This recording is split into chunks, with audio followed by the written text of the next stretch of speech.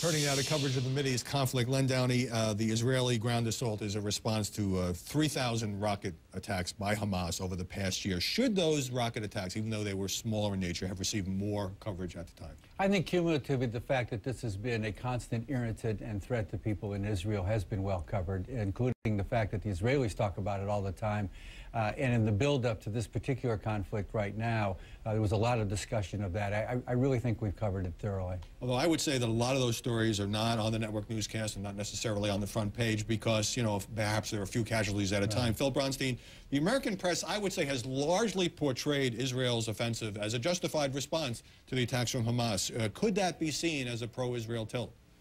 Well, I think it's going to be seen how he's a pro-Israel tilt. I think the reality is, you know, you asked before the break, has the coverage been fair? The answer, of course, is no, because it depends on whose lens you're looking through. I think that that people who support Hamas will look at our coverage as very pro-Israel, at American press coverage, and people who support Israel will look at it as not sympathetic enough to the problem of the rocket attacks. So I think, you know, you're going to find very few people who say it's fair. I think the big problem, as you alluded to earlier and your reporters noted, is accessibility. Because I think the more information you get out there, the better you're doing your job, whether or not it's perceived as fair. Right. The public is certainly more split. A Rasmussen poll finding that only by 44 to 41% does the American public favor this Israeli military action against Gaza. Jim Warren, since we have no direct access because of Israeli authorities to Gaza, do journalists get manipulated by pictures of wounded children or dead civilians that might be put out by Arab media outlets, even though Israel appears to be trying to minimize civilian casualties? Well, they're only human, and sure, some will be manipulated, even the most cynical ones. And though I'm a little bit wary of using the traditional elite species of newspaper foreign correspondent as the sole measuring stick here,